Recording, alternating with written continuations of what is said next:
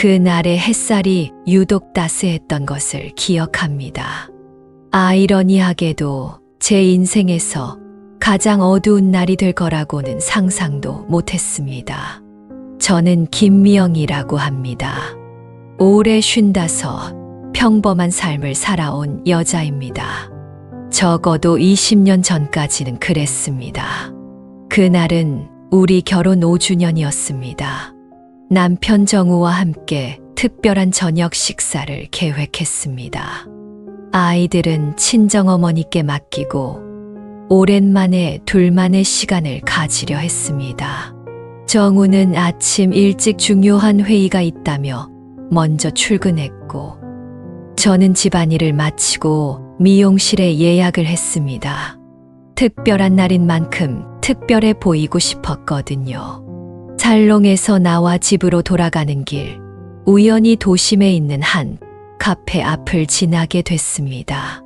그리고 그 순간 제 세상이 무너져 내렸습니다.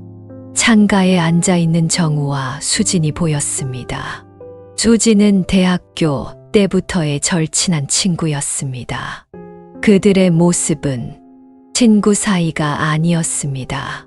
손을 맞잡고 서로의 눈을 깊이 들여다보며 대화를 나누고 있었습니다.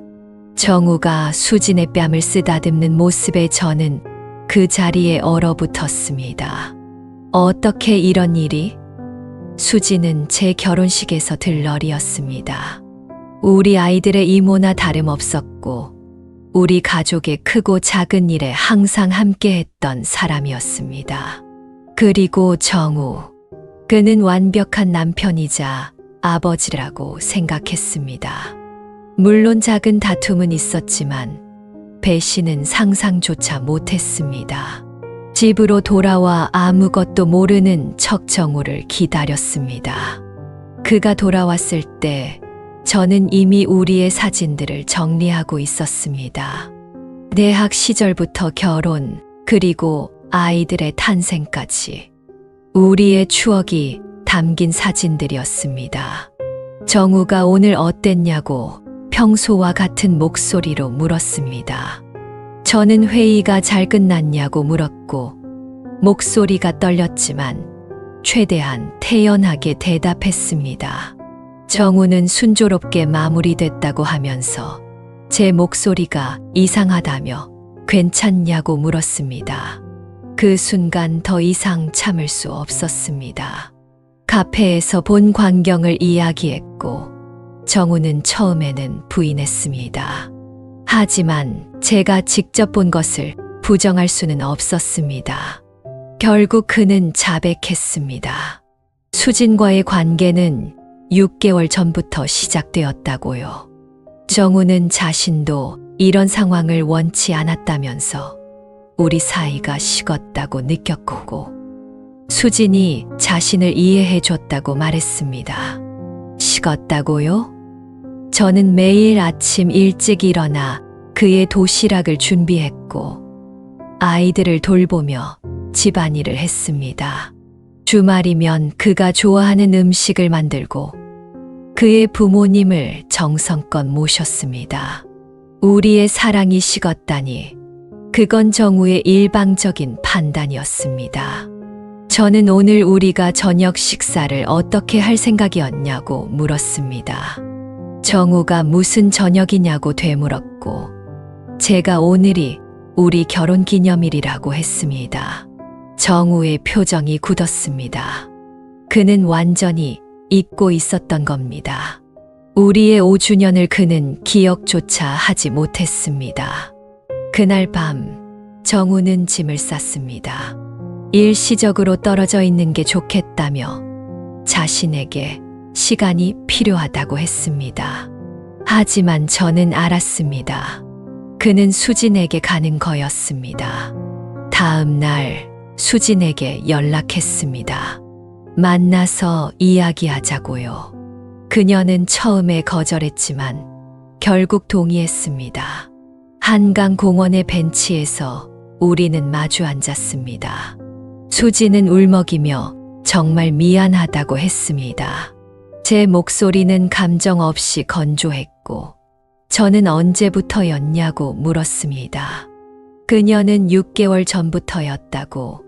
정우가 저와의 문제에 대해 상담했고, 그러다 보니 감정이 생겼다고 했습니다. 제가 뭘 잘못했냐고, 불만이 많았으면 제게 말했어야 하지 않았냐고 물었습니다. 수지는 고개를 숙이며 처음엔 그냥 위로해 주려고 했는데 점점 감정이 생겼다고, 자신도 이런 상황을 원치 않았지만 사랑은 어쩔 수 없는 거라고 말했습니다. 사랑, 그게 친구의 남편을 빼앗는 이유가 될 수 있나요? 그 순간 저는 수진을 더 이상 알지 못했습니다. 20년 우정이 한순간에 무너졌습니다. 그로부터 한 달 후, 정우는 이혼을 요구했습니다. 아이들의 양육권은 제가 가져왔지만 정우는 주말마다 아이들을 만나기로 했습니다. 그리고 정우와 수지는 함께 서울을 떠나 부산으로 이사했습니다. 수진의 고향이었습니다. 이혼 소식에 가족들은 충격을 받았습니다. 특히 시부모님은 처음에는 저를 책망했지만 진실을 알고는 아들에게 크게 실망했습니다. 하지만 그건 저에게 위로가 되지 않았습니다. 제 가정은 이미 무너졌으니까요. 그렇게 저는 혼자가 되었습니다. 34세 나이에 두 아이를 키우는 이혼녀가 되었습니다. 아이들은 아빠가 떠난 이유를 이해하지 못했고 밤마다 아빠를 찾으며 울었습니다. 그 모습을 보는 것이 가장 고통스러웠습니다. 때로는 정우를 증오했고 때로는 다시 돌아오길 바랐습니다. 하지만 그는 돌아오지 않았고 점점 아이들과의 만남도 줄어들었습니다. 수진에 대한 생각은 복잡했습니다. 미움, 분노, 배신감, 그리고 이상하게도 그리움까지. 20년 넘게 함께했던 친구였으니까요. 하지만 저는 그녀에게 연락하지 않았고 그녀도 마찬가지였습니다. 우리의 우정은 그렇게 끝났습니다. 사람들은 시간이 지나면 괜찮아질 거라고 말했습니다. 하지만 그 괜찮아짐이 얼마나 오래 걸릴지 아무도 말해주지 않았습니다. 1년, 5년, 10년. 시간이 흘러도 마음속 상처는 완전히 아물지 않았습니다. 이혼 후 첫 해는 지옥 같았습니다. 아이들을 위해 강한 척했지만 밤이 되면 이불 속에서 울었습니다.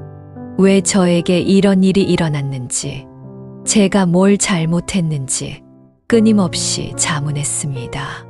하지만 답은 없었습니다. 처음에는 정우가 돌아올 거라 기대했습니다. 이건 일시적인 혼란일 뿐이야. 그는 깨닫고 돌아올 거야.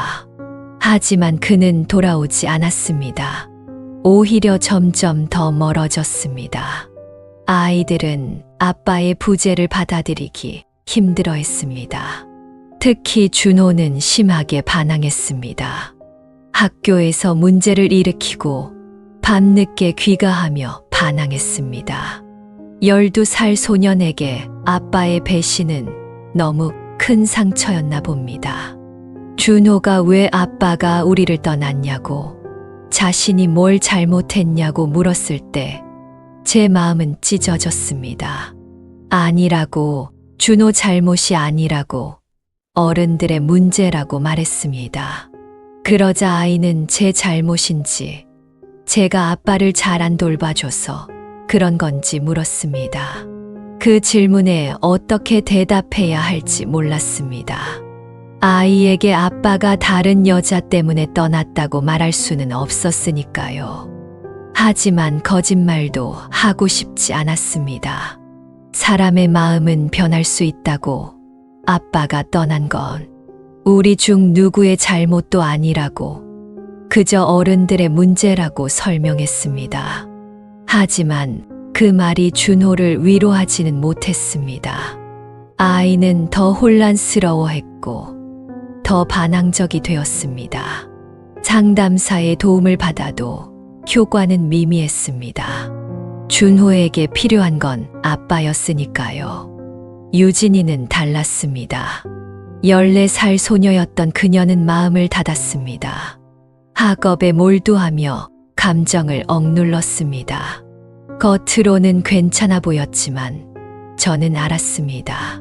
딸도 상처받고 있다는 것을요. 유진이는 괜찮다고 아빠 없어도 잘 살 수 있다고 말했지만 밤에 몰래 울고 있는 모습을 본 적이 있습니다. 경제적인 어려움도 컸습니다. 정우는 양육비를 보냈지만 그건 아이들의 학비와 생활비에 겨우 충당될 정도였습니다. 저는 파트타임으로 일을 시작했습니다.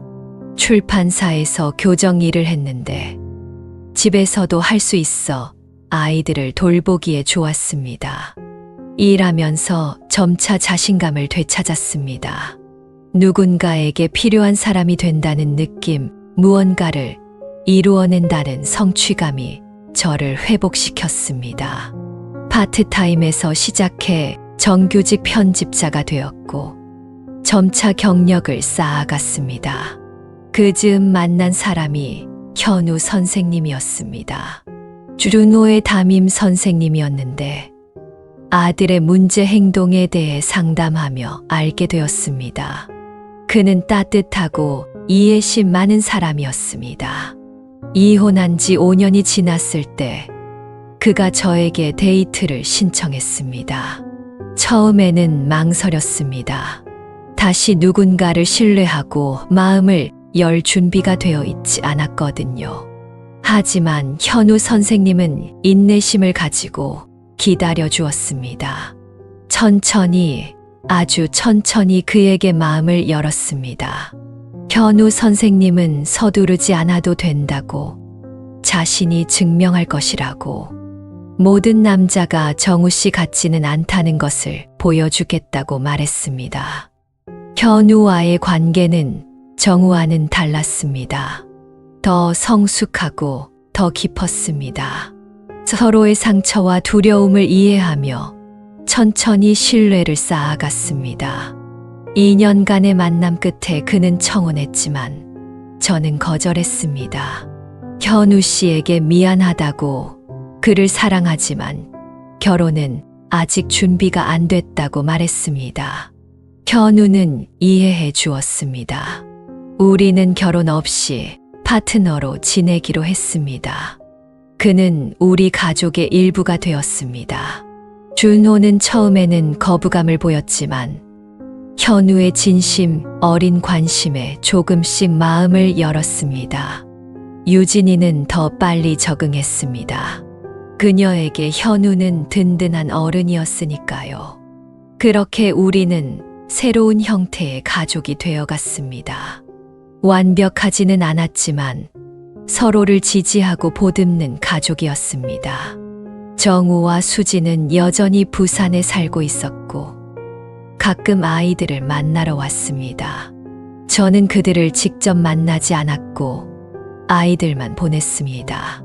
한 번은 준호가 부산에서 돌아와 아빠와 수진 이모가 결혼했고 남동생이 생겼다며 제가 화나지 않느냐고 물었습니다. 순간 가슴이 아팠지만 아이에게 보이고 싶지 않았습니다. 이제 괜찮다고, 아빠가 행복하다면 다행이라고 말했습니다. 그날 밤 혼자 울었습니다. 정우와 수진이 새 가정을 꾸렸다는 사실보다 제가 여전히 상처받는다는 사실이 더 비참했습니다. 아직도 완전히 치유되지 않았구나. 하지만 적어도 이제는 그들 없이도 살아갈 수 있었습니다. 제 삶이, 제 가족이 있었으니까요. 시간이 흐르면서 상처는 조금씩 아물었습니다. 가끔 옛 추억이 떠올라 아프기도 했지만 그 빈도는 점점 줄어들었습니다. 일에 몰두하며 성취감을 느끼고 아이들의 성장을 지켜보는 기쁨이 커졌습니다. 유진이는 고등학교에서 우수한 성적을 거두었고 서울대학교에 합격했습니다. 준호도 반항기를 지나 안정을 찾아갔고 농구에 재능을 보였습니다. 그렇게 10년의 시간이 흘렀고 저는 어느덧 44이 되었습니다. 거울을 볼 때마다 눈가에 주름이 늘어나는 것을 발견했지만 그게 그렇게 신경 쓰이지 않았습니다. 그 주름들은 제가 걸어온 길의 증거였으니까요. 상처와 성장, 눈물과 웃음의 흔적이었습니다. 유진이의 대학 입학식에서 정우와 수진을 다시 만났을 때 제 마음은 복잡했습니다.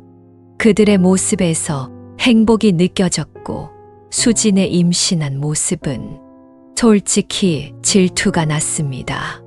그들은 새로운 시작을 했고 저는 여전히 과거에 묶여 있다는 느낌이 들었거든요. 하지만 집으로 돌아와 생각해보니 그건 착각이었습니다. 저도 새로운 삶을 살고 있었습니다. 다른 형태일 뿐 제 삶은 충분히 가치 있고 의미 있었습니다.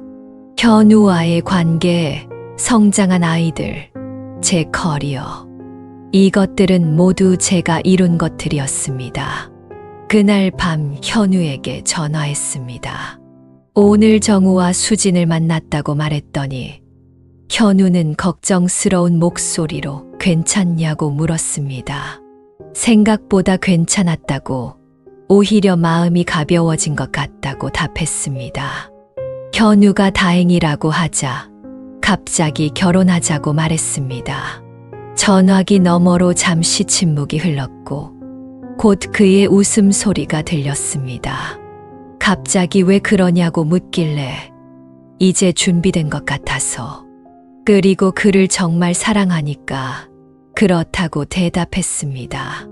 그렇게 우리는 약혼했고 작은 결혼식을 올렸습니다. 유진이와 준호는 기뻐했고 현우의 가족들도 우리를 환영해 주었습니다.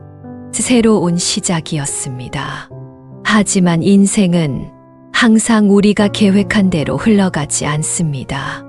결혼 후 1년, 현우가 갑작스럽게 쓰러졌습니다. 진단 결과는 췌장암 말기. 이미 전이가 진행된 상태였습니다. 병실에서 현우는 미안하다고, 저에게 오래 함께하지 못할 것 같다고 말했습니다.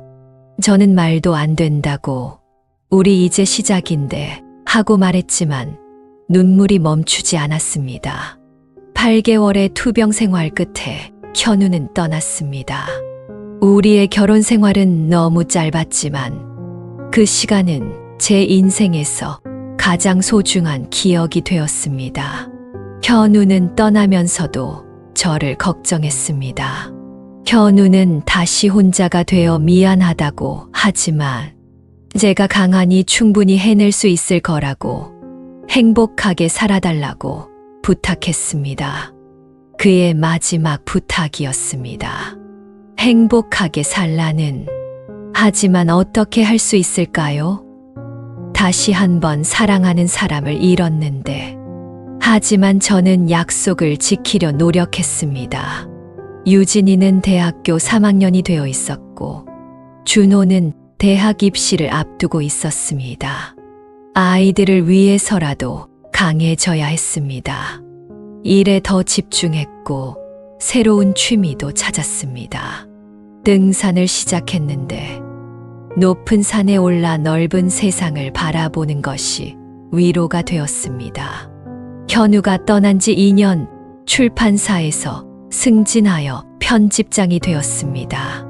제 인생에서 처음으로 경제적 여유가 생겼고 작은 아파트를 마련했습니다. 준호는 대학에 진학했고 유진이는 졸업을 앞두고 있었습니다. 아이들은 어느새 제 키를 훌쩍 넘어 성인이 되어 있었습니다.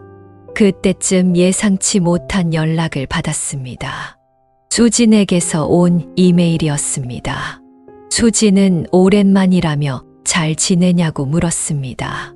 자신은 솔직히 잘 지내지 못하고 있다고, 정우와 이혼했다고 했습니다. 서로에게 잘 맞지 않았던 것 같다고, 갑자기 이런 이야기를 해서 미안하다면서도 저에게 말하고 싶었다고 했습니다. 그리고 혹시 만날 수 있겠냐고 이야기하고 싶은 게 있다고 했습니다.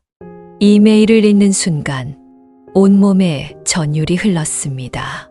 수진이 정우와 이혼했다고요? 그리고 저를 만나고 싶다고요? 웃기지 마세요. 그녀가 제 남편을 빼앗아 갔을 때는 언제고, 이제 와서 무슨 얘기를 하겠다는 건지. 처음에는 답장을 무시하려 했습니다. 하지만 밤새 뒤척이다 결국 짧게 답장을 보냈습니다. 무슨 일이야? 즉시 답장이 왔습니다. 마치 화면 앞에서 기다리고 있었던 것처럼. 수지는 직접 만나서 이야기하고 싶다며 부탁했습니다. 일주일을 고민한 끝에 저는 만남에 동의했습니다. 단, 조건이 있었습니다. 공공장소에서 짧게만, 그리고 정우에 대한 이야기는 하지 않기로.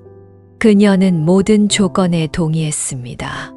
우리는 강남의 한 카페에서 만났습니다. 12년 만의 재회였습니다.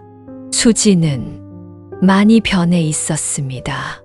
한때 빛나던 그녀의 얼굴은 지쳐 보였고, 눈가와 입가에는 주름이 깊게 패여 있었습니다. 하지만 여전히 아름다웠습니다. 수지는 와줘서 고맙다며 먼저 말을 걸었습니다. 저는 감정 없는 목소리로 무슨 이야기를 하고 싶은 건지 물었습니다. 수지는 깊게 한숨을 쉬며 먼저 사과하고 싶다고 했습니다. 정말 미안하다고, 자신이 한 일에 대해서, 저에게 준 상처에 대해서. 용서는 바라지 않으며 다만 진심으로 사과하고 싶었다고 말했습니다. 예상치 못한 사과에 어떻게 반응해야 할지 몰랐습니다. 수지는 계속 말을 이어갔습니다. 정우와 자신은 5년 전에 이혼했다고 했습니다. 너무 다른 사람이었던 것 같다고. 처음에는 사랑이라 생각했는데 그건 아니었다고. 그냥 금지된 것에 대한 끌림이었을까? 아니면 제가 가진 것을 부러워한 건지도 모르겠다고 말했습니다. 저는 이제 와서 그게 제게 무슨 의미가 있느냐고 물었습니다. 목소리가 떨렸습니다. 수지는 아무것도 아니라고, 그냥 이야기하고 싶었다며. 그들의 아이는 정우가 키우고 있고, 자신은 서울로 돌아왔으며 너무 외롭다고 했습니다. 그녀의 눈에 눈물이 고였습니다. 수지는 언제나 눈물이 많았습니다. 대학 시절에도 조금만 감동적인 영화를 보면 펑펑 울곤 했습니다. 그 눈물이 진심인지 아니면 연기인지 구분하기 어려웠습니다. 제가 뭘 해주길 바라느냐고 물었습니다. 위로, 용서, 우정의 회복. 수지는 고개를 저으며 그런 거 바라지 않는다고. 그냥 제가 잘 지내는지 보고 싶었고, 자신의 이야기를 들어줬으면 했어. 너무 이기적인가 하고 물었습니다. 제가 그렇다고 12년 전에는 제 남편을 빼앗아 갔고, 이제는 제 시간과 감정을 요구하는 거라고 말했습니다. 수지는 고개를 숙이며 맞다고, 자신은 항상 이기적이었다고, 정말 미안하다고 했습니다. 침묵이 흘렀고, 저는 그녀를 자세히 살펴봤습니다. 예전에 빛나던 모습은 찾아볼 수 없었습니다. 그녀는 정말 지쳐 보였습니다. 갑자기 궁금해졌습니다. 정우는 지금 어때? 수진이 놀란 듯 고개를 들며 저를 바라봤습니다. 그녀는 한숨을 쉬며 정우가 잘 지내고 있다고 했습니다. 회사에서 성공했고 그들의 아들과 함께 살고 있으며 새로운 여자친구도 있는 것 같다고 했습니다. 질투가 치밀어 오를 줄 알았는데 이상하게도 아무런 감정이 들지 않았습니다. 정우의 삶은 이제 제게 아무런 의미가 없었던 겁니다. 그래. 근데 왜 이혼한 거야?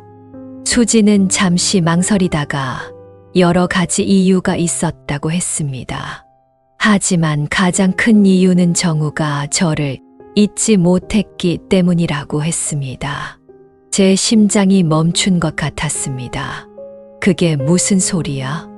수지는 정우가 항상 저와 그녀를 비교했다고 했습니다. 미영이라면 이렇게 했을 텐데 미영이는 이런 실수 안 해. 처음에는 참았는데 5년, 7년이 지나도 계속되더라고요. 그때 알았다고 합니다. 정우가 정말 사랑한 건 저였다는 걸. 믿기 힘든 이야기였습니다. 정우가 저를 그리워했다고요? 그가 떠난 건데 거짓말 하지 말라고 정우가 저를 사랑했다면 왜 떠났겠냐고 물었습니다. 수지는 일시적인 혼란이었던 것 같다고. 자신에 대한 끌림, 새로운 것에 대한 호기심. 하지만 그건 진짜 사랑이 아니었으며 정우는 그걸 뒤늦게 깨달은 거라고 했습니다. 이야기를 들으면서 묘한 기분이 들었습니다. 복수심, 만족감, 아니면 그저 허무함? 잘 모르겠습니다. 하지만 한 가지 확실한 건 이 이야기가 제게 더 이상 큰 의미가 없다는 거였습니다.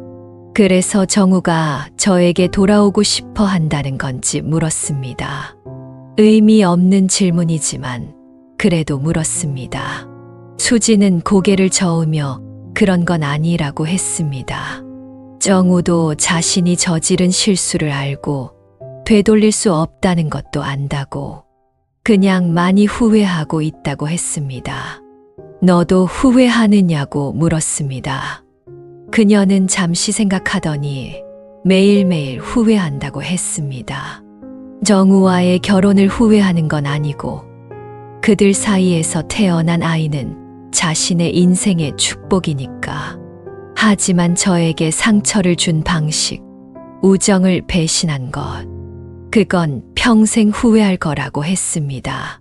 이상하게도 그녀의 말이 진심으로 느껴졌습니다.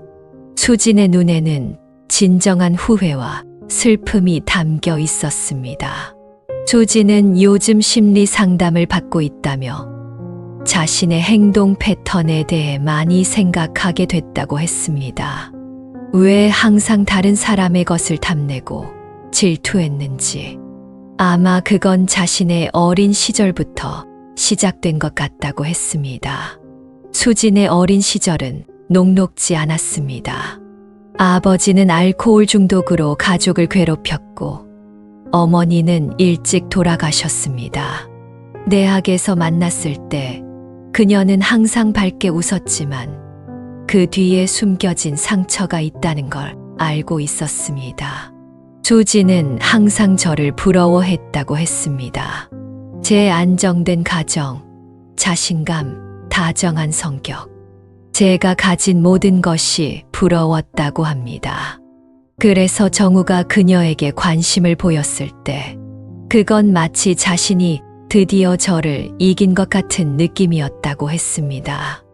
그녀의 고백에 할 말을 잃었습니다. 수진이 저를 부러워했다고요?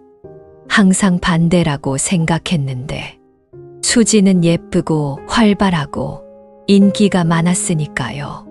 하지만 이제 알게 됐다고 했습니다. 그건 승리가 아니었다고, 오히려 자신이 가장 소중한 것을 잃어버린 거였다고. 진정한 우정과 자기 자신에 대한 존중이라고 말했습니다. 그 순간 수진을 향한 오랜 분노와 원망이 조금씩 녹아내리는 것을 느꼈습니다. 미워하는 감정을 붙들고 있는 것이 얼마나 저를 지치게 했는지 깨달았습니다. 수진에게 이미 그 일은 지난 일이라고 했습니다.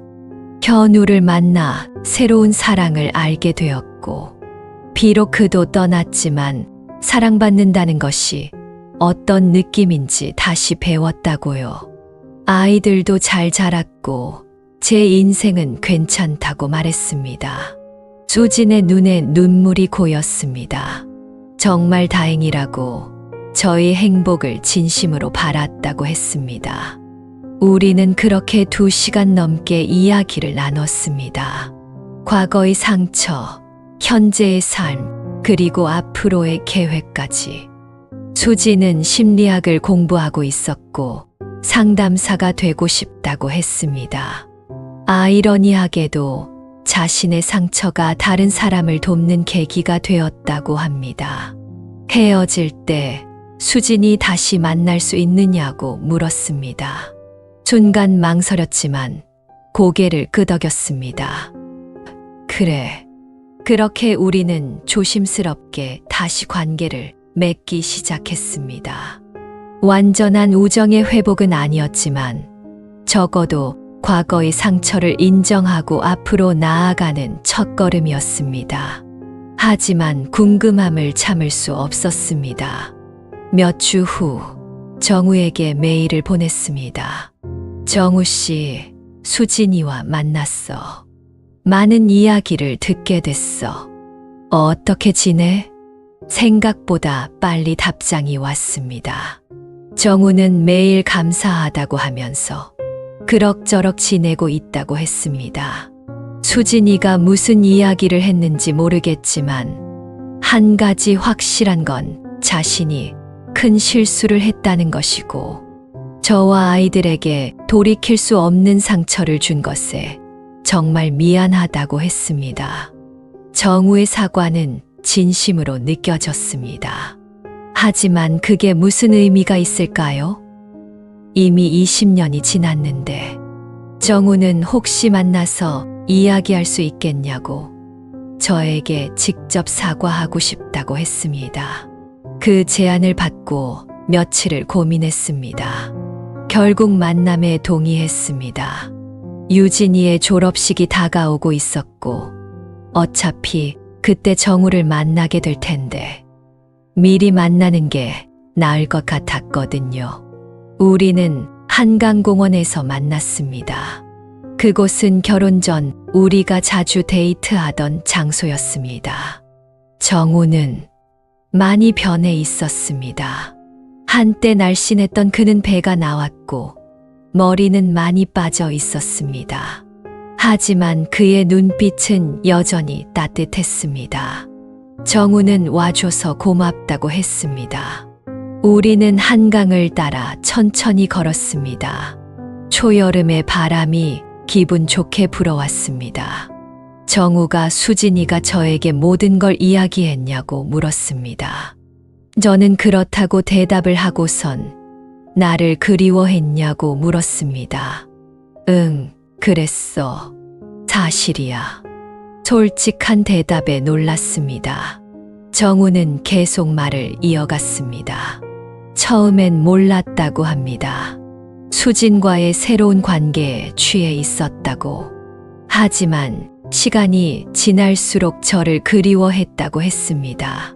제 따뜻함, 이해심, 우리가 함께 만든 추억들. 그래서 왜 돌아오지 않았냐고 물었습니다. 부끄러웠고 두려웠다고 했습니다. 자신이 저지른 일을 생각하면 용서받을 자격이 없다고 생각했고, 게다가 수진과 아이도 있었다고 했습니다. 정우의 고백을 들으면서 과거에는 얼마나 이 말을 듣고 싶었는지 떠올랐습니다. 얼마나 그가 돌아오길 바랐는지. 하지만 이제는 달랐습니다. 정우 씨에게 솔직히 말하겠다고 했습니다.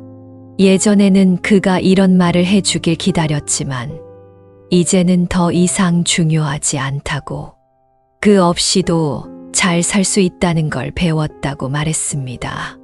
그의 눈에 실망감이 스쳤지만 곧 이해하는 눈빛으로 바뀌었습니다. 정우는 알고 있다고, 제가 항상 강했으니까. 그저 사과하고 싶었다고 진심으로 말했습니다.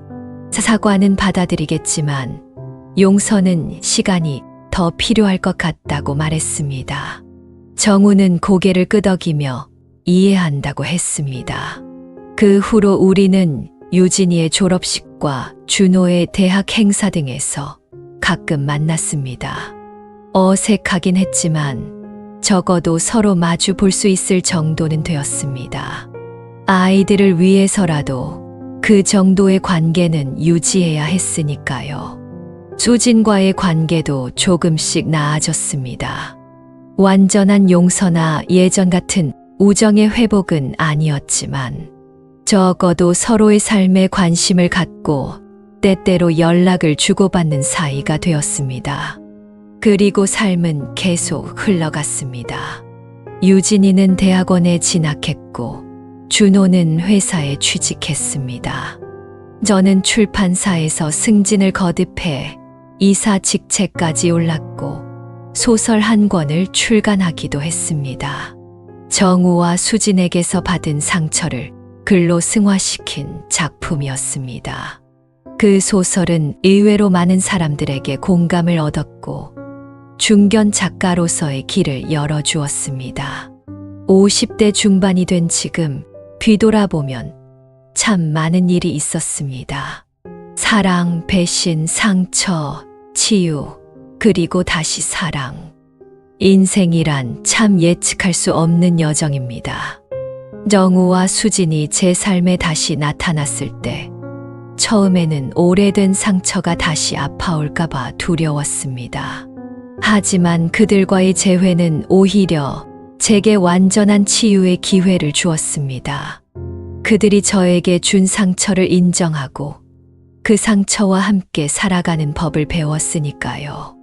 유진이의 결혼식은 5월의 화창한 날에 열렸습니다.